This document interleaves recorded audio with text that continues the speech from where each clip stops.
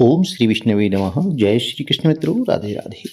आज की वीडियो में गुरुवार व्रत कथा श्रवण करने जा रहे हैं। गुरुवार का दिन भगवान बृहस्पति देव को समर्पित होता है, श्री हरिविष्णु भगवान को समर्पित होता है।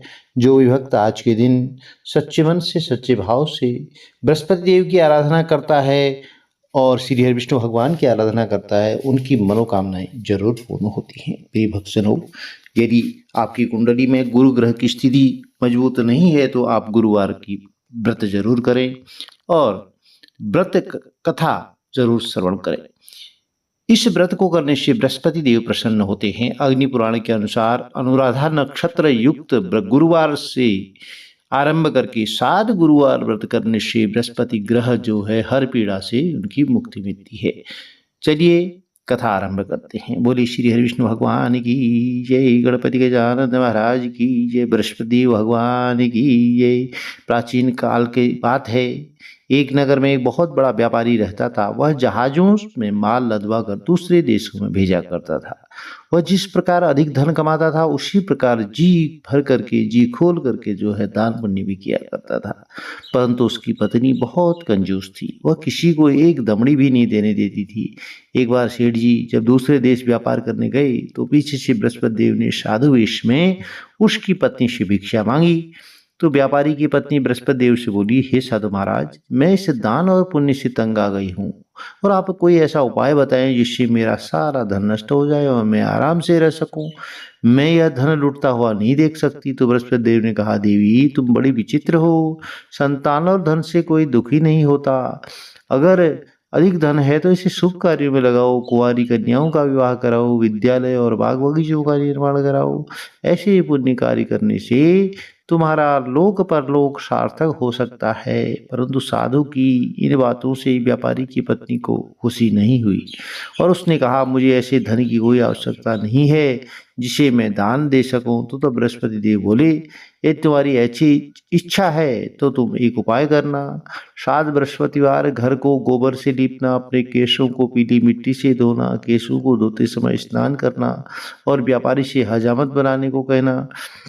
भोजन में मांस मदिरा खाना, कपड़े अपने घर पर धोना। ऐसा करने से तुम्हारा सारा धन नष्ट हो जाएगा और सायंकाल बहुत देर में आप घर पर दिया लगाना। तो इतना कहकर बृहस्पति देव जो है अंतर्ध्यान हो गई। अब व्यापारी की पत्नी ने बृहस्पति देव के कहे अनुसार 7 बृहस्पतिवार वैसा ही करने का निश्चय किया। केवल 3 बृहस्पतिवार ही बीते थे कि उसकी समस्त धन संपत्ति नष्ट हो गई और वह जो है परलोक सिधार गई। जब व्यापारी वापस आया तो उसने देखा कि उसका सब कुछ नष्ट हो चुका है। उस व्यापारी ने अपनी पुत्री को सांत्वना दी और दूसरी नगर में जाकर बस गया। वहां वह जंगल से लकड़ी काट कर लाता और शहर में बेचता। इस तरह अपना जीवन व्यतीत करने लगा। तो एक दिन उसकी पुत्री ने दही खाने की इच्छा प्रकट की, लेकिन व्यापारी के पास दही खरीदने के पैसे नहीं थे। वह अपनी पुत्री को आश्वासन देकर के जंगल में लकड़ी काटने चला गया।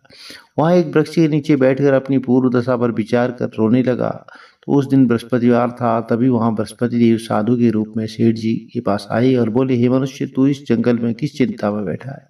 तब व्यापारी बोला, हे महाराज, आप सब कुछ जानते हैं। इतना कहकर व्यापारी अपनी कहानी सुनाकर रो पड़ा। बृहस्पति देव बोले, देखो बेटा, तुम्हारी पत्नी ने बृहस्पति देव का अपमान किया था, इसी कारण से तुम्हारा यह हाल हुआ है। लेकिन अब तुम किसी प्रकार की चिंता मत करो।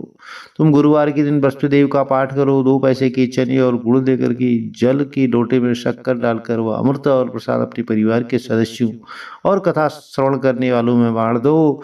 स्वयं भी प्रसाद और चरणामृत लो, भगवान तुम्हारा अवश्य कल्याण करेंगे। साधु की बात सुन करके व्यापारी बोला, हे महाराज, मुझे तो इतना भी नहीं बचता कि मैं अपनी पुत्री को दही लाकर दे सकूं।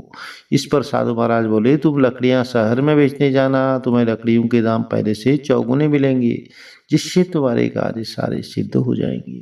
तो उसने लकड़ियां काटी और शहर में बेचने के लिए चल पड़ा। उसी की लकड़ियां अच्छे दाम में बिक गई, जिससे उसने अपनी पुत्री के लिए दही लिया। गुरुवार की कथा के लिए चना गुड़ लेकर के कथा की और प्रसाद बांटकर स्वयं भी खाया।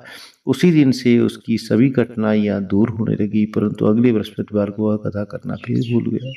अगले दिन वहाँ के राजा ने एक बड़े यज्ञ का आयोजन कर पूरे नगर के लोगों के लिए भोज का आयोजन किया था। राजा की आज्ञा अनुसार पूरा नगर राजा के महल में भोज करने गया, लेकिन व्यापारी उसकी पुत्री तनिक विलंब से पहुंचे, इसलिए उन दोनों को राजा ने महल में ले जाकर भोजन कराया। और जब वे दोनों लौट कर आए तो तब रानी ने देखा कि उसका खूंटी पर टंगा हार गायब है। तो रानी को व्यापारी और उसकी पुत्री पर संदेह हुआ कि उसका हार उन दोनों ने ही चुराया है। राजा की आज्ञा से उन दोनों को कारावास की कोठरी में कैद कर दिया गया। कैद में पड़कर दोनों बहुत दुखी हुए। उन्होंने बृहस्पति देव की स्मरण किया। बृहस्पति देव ने प्रकट होकर व्यापारी को उसकी भूल का आभास कराया। उन्हें सलाह दी, गुरुवार के दिन कैद खाने के दरवाजे पर तुम्हें 2 पैसे मिलेंगे, उनसे तुम चने और मुनक्का मंगवा करके विधि पूर्वक बृहस्पति देवता का पूजन करना, तुम्हारे सब दुख दूर हो जाएंगे। बृहस्पतिवार को कैद खाने के द्वार पर उन्हें 2 पैसे मिले। बाहर सड़क पर एक स्त्री जा रही थी। व्यापारी ने उसे बुलाकर गुड़ और चने लाने को कहा, तो इस पर वह स्त्री बोली, मैं अपनी बहू के लिए गहने लेने जा रही हूँ, मेरे पास समय नहीं है। इतना कहकर वह चली गई। थोड़ी देर बाद वहां से एक और स्त्री निकली। व्यापारी ने उसे बुलाकर कहा, हे बहन, मुझे बृहस्पतिवार की कथा करनी है, तुम मुझे 2 पैसे का गुड़ चना ला दो। तो बृहस्पति देव का नाम सुनकर वह स्त्री बोली, भाई, मैं तुम्हें अभी गुड़ चना ला कर देती हूँ। मेरा इकलौता पुत्र मर गया है, मैं उसके लिए कफन लेने जा रही थी, लेकिन मैं पहले तुम्हारा काम करूंगी, उसके बाद अपने पुत्र के लिए कफन लाऊंगी। वह स्त्री बाजार से व्यापारी के लिए गुड़ चना ले आई और स्वयं भी बृहस्पति देव की कथा सुनी। कथा के समाप्त होने वह स्त्री कफन लेकर अपने घर गई। घर पर लोग उसके पुत्र की लाश को राम नाम सत्य कहते हुए शमशान ले जाने की तैयारी कर रहे थे। स्त्री बोली, मुझे अपने लड़के का मुख देखने दे दो। अपने पुत्र का मुख देखकर उस स्त्री ने उसके मुंह में प्रसाद और चरणामृत डाला। प्रसाद और चरणामृत के प्रभाव से वह पुनर्जीवित हो गया। पहले स्त्री जिसने बृहस्पति देव का निरादर किया था, वह अपने पुत्र के विवाह हेतु पुत्र वधू के लिए अपने गहने लेकर लौटी। तो जैसे उसका पुत्र घोड़े पर बैठकर निकला तो घोड़ी उछाल मारी कि वह घोड़े से गिर गया, और यह स्त्री देखकर रो करके बृहस्पति देव से क्षमा याचना करने लगी। उसी स्त्री की याचना से बृहस्पति देव साधु वेश में वहां पहुंचकर कहने लगे कि देवी, तुम्हें अधिक विलाप करने की आवश्यकता नहीं है, यह बृहस्पति देव का अनादर करने के कारण हुआ है। तुम वापस जाकर के मेरे भक्त से क्षमा मांगकर कथा सुनो, तभी तुम्हारी मनोकामना पूर्ण होगी। जेल में आकर के उस स्त्री ने व्यापारी से क्षमा मांगी, कथा सुनी। कथा के उपरांत वह प्रसाद और चरणामृत लेकर अपने घर वापस आ गई। घर आकर उसने चरणामृत अपने पुत्र को मुख में डाला और चरणामृत के प्रभाव से उसका पुत्र भी जीवित हो उठा। उसी रात बृहस्पति देव राजा के सपने में आए और बोले, हे राजन, तूने जिस व्यापारी और उसके पुत्री को जेल में कैद कर रखा है वह बिल्कुल निर्दोष है। तुम्हारी रानी का हार वहीं खूंटी पर टंगा है। दिन निकला तो राजा रानी ने हार खूंटी पर लटका हुआ देखा। राजा ने उस व्यापारी और उसकी पुत्री को रिहा कर दिया। उन्हें आधा राज्य दे करके उसकी पुत्री का विवाह उच्च कुल में करवाकर दहेज में हीरे जवाहरात आदि दिए।